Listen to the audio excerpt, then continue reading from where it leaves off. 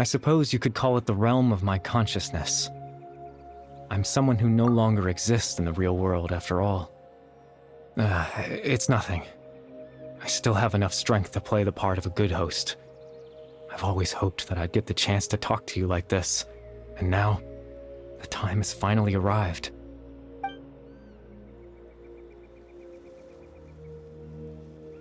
Extreme sorrow and pain. Hope and regret coursing through your veins. And a degree of abyssal power that defies comprehension.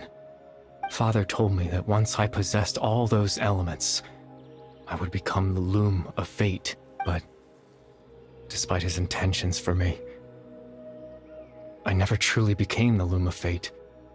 I was merely used as a means for its construction. In truth, I died the moment I set everything in motion. The person you see before you now is nothing but a remnant of consciousness left over within the loom of fate. As for your question, the loom of fate is a device capable of weaving ley lines. In its primitive form, it can only be used to create and implant memories. But as more of it is completed, its power becomes stronger and stronger, until finally, it has the power to weave real ley lines of its own. Once fully completed, the moment it gains the power to weave ley lines, it loses the lower-level ability to influence memories. But it also becomes a tool that can change the entire world. Yes, I have the ability to control the loom in its semi-completed form. After all, its existence cost me my life.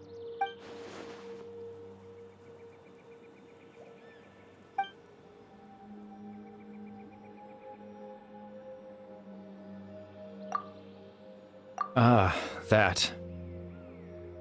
I was wrong to implant those memories. I'm sorry I caused so much trouble.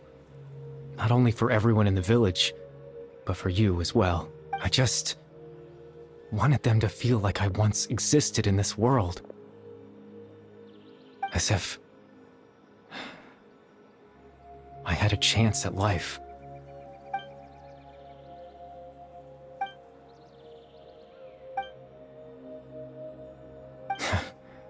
I know what you must be thinking.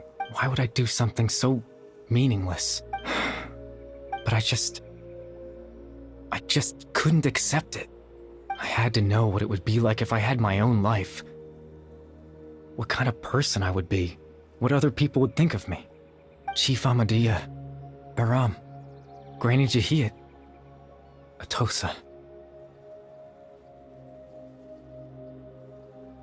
What would it be like if I could live alongside them? No cataclysm, no curse. Just a quiet life in a peaceful village. I was curious, so I selfishly tried to have my own life. Even if that meant piecing together the version of myself that could have been. One memory at a time. I know it sounds stupid. After all, my life ended a long time ago. Any chance at living was stripped away from me when I was 8 years old. My consciousness left to mature in an illusory world of nothingness. Even the form you see before you was nothing but an invention based on my father's appearance. An imagined version of what I would look like if I had the chance to grow up.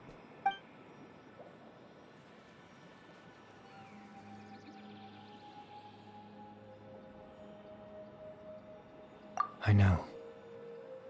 But there's nothing I can do to make them find me. If I could exist in the real world, I would return without a second thought and surprise them with the suddenness of it all. But, well, that's not possible for me.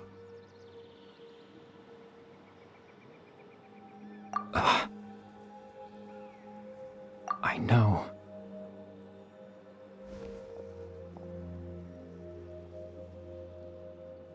Captain Dainsleif. Twilight Sword, you mean? No need to meet up with him. Things should already be settled on his end. Exactly. As someone who could only exist in people's memories, The fact that I'm able to talk to you in my consciousness like this can only mean one thing. The loom of fate has already been completed.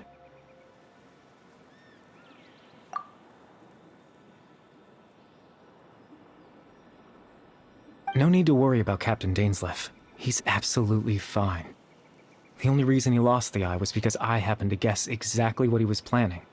Captain Dainsleif has had the eye inside his body this whole time, hasn't he?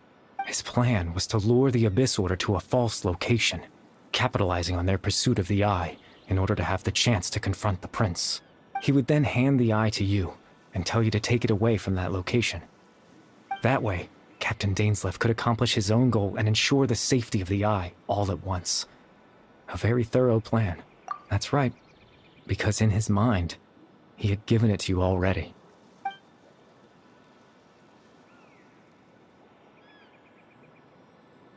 Before you two entered that false location. Traveler, wait.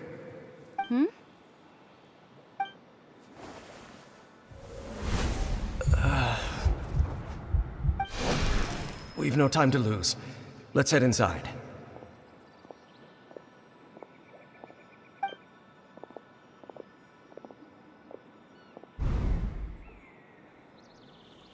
That was when I implanted the memory of him handing you the eye.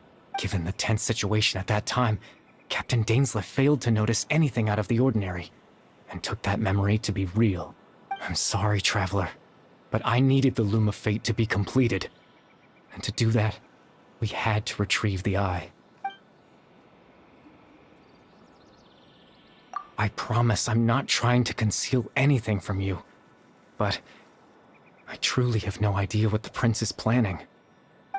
Tevat's ley line system is deeply entrenched in the planet.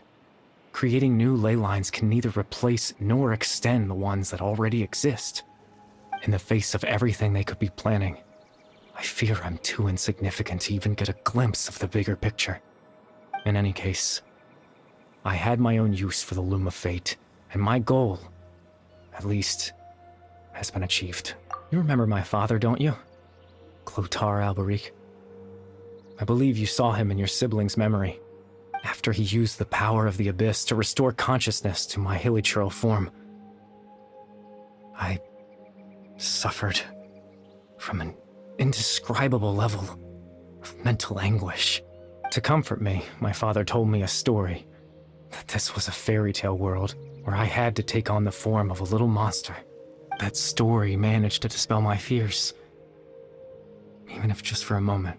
My goal was simple: to use the Loom of Fate in its near-completed form, when its ability to create memories was at its strongest, to implant a specific memory into the minds of the hilichurls.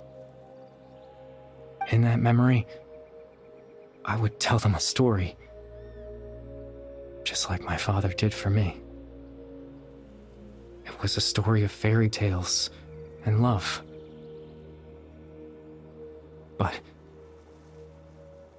more than anything, it was the story of us.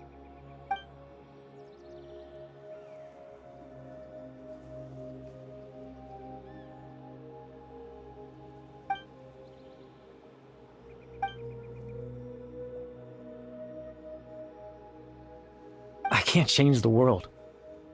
Not when I lost the very right to exist within it.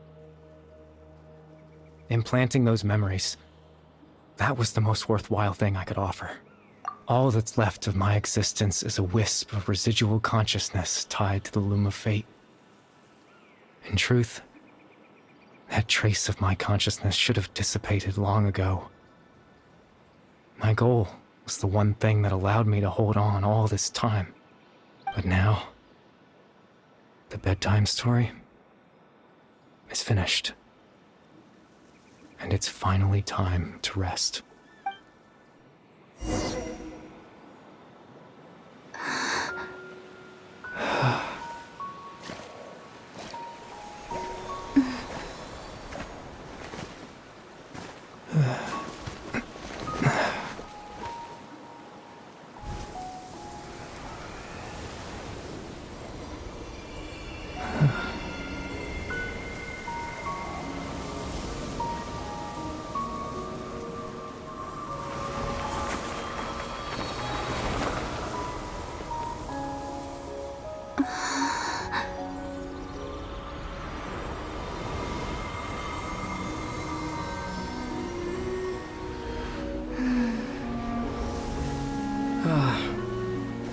Looks like I was too late to see Caribert one last time.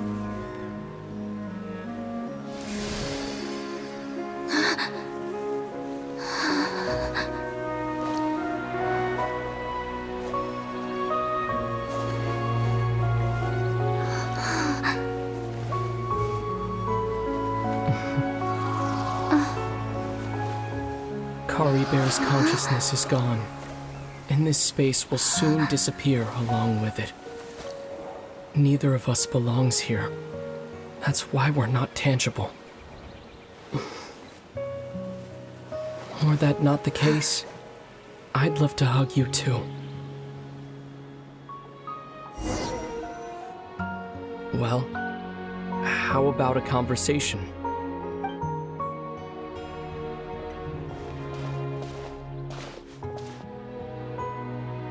The chance to just stop and talk like this is certainly not easy to come by. Wouldn't you agree? That battle earlier was tough. The one against Dane, I mean. I didn't expect that after everything, he would still hesitate to raise his sword against me. Were it not for that, perhaps I'd still be no match for the Twilight Sword. Even after 500 years. The Loom of Fate, huh? I still haven't found a way to utilize it to its full potential. But there's still time, before the heavenly principles awaken. Yes, for 500 years now, ever since the cataclysm in Conria, there's been no sign of activity. Not long ago, you witnessed the Hydro Archon destroy her divine throne. Yes, such a flagrant disregard for the rules. And still Celestia took no action. I suppose that's proof enough of the Heavenly Principles situation. However, the Heavenly Principles will awaken. We just don't know when that will be, or what might trigger it. You could say that. Just look at Caribert. He was so pure and single-minded. The space we now find ourselves is a perfect representation of who he was. Quiet and peaceful, even as a hilly churl. Seeing the terrible sight within the mirror wasn't enough to taint his spirit. He brought comfort to the people of this world, even though he was denied the very right to be a part of it. So ask yourself this. Who was it that deprived him of that right to exist? Of course, that's only one example. My feelings about the heavenly principles are too complicated to explain in just a few words. Lumine?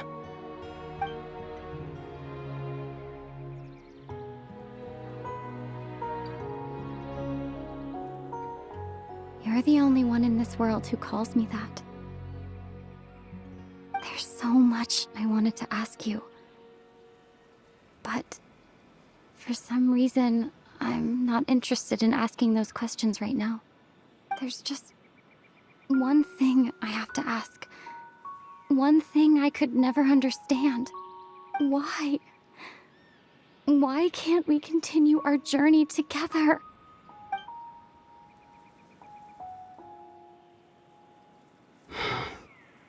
At the end of my journey, I arrived at a place known as the Sea of Flowers at the end.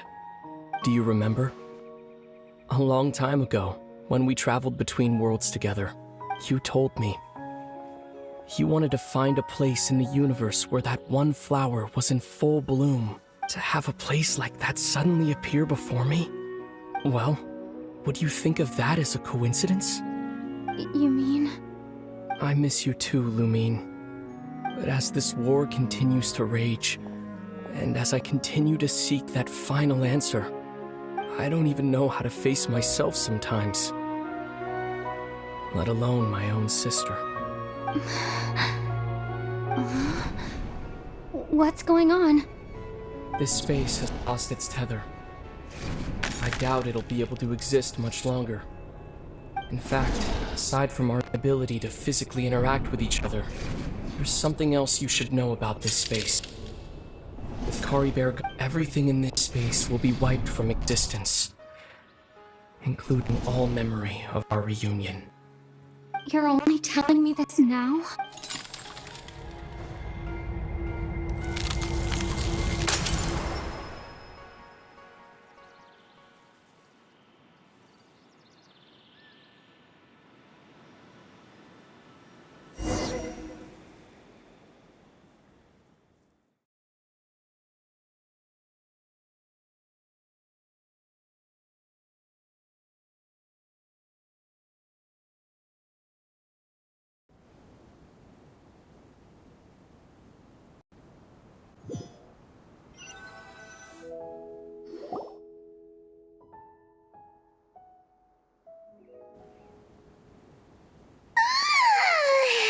Still so sleepy. Paimon's head feels all fuzzy. Oh, Paimon woke up a little earlier than you, so Paimon will fill you in. The villagers said that they saw us sleeping near the village yesterday. They couldn't wake us up no matter how hard they tried, so they decided to just bring us back here. Oh, and Dane came by just now. It looked like he was injured. He didn't say anything, though. Just made sure that you were all right and left. Kinda seemed like he had a lot on his mind, but that's Dane for ya. Let's think for a second. We were in that memory, and we saw that guy you called Caribert. He was the missing villager that we've been trying to find, right? And after that, Paimon doesn't remember what happened. Wait, really? What a score!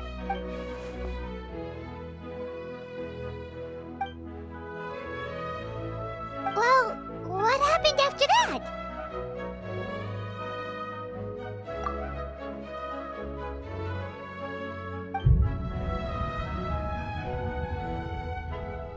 Ah, there you are. Sleep well? Bayram, you sure seem happy. Did something good happen? Something good? Huh. Wasn't anything good or bad, I'd say. It's just that, well, the village organized another search party yesterday. It didn't feel right to leave all the searching to the adventurers. So there we were, searching away, when suddenly this one guy said it all came back to him. According to him, one day around dusk, he was passing by this one tree outside the village, and he saw our missing villager. There he was, sleeping under that tree all by himself. His parents came a little later to wake him up, and they all left together. They looked like quite a happy family, apparently. And after that, well, we all started to feel like that really is what happened. Kind of strange that we forgot all about it for so long. Oh, and we also remembered his name, Caribert. Now, that's not a name you hear every day. Would have been helpful if we remembered it sooner. Well, I hope he's happy wherever he is, and we're all relieved now that we know what happened. Seems like everyone thinks Caribert left the village. That's probably for the best. At least they have some sort of explanation now. Paimon wonders how Atosa's doing. Maybe we should go check on her. If she hasn't remembered like everyone else, we can tell her what happened. Paimon didn't see her in the village just now, so she's probably at the tree. Come on, let's go talk to her.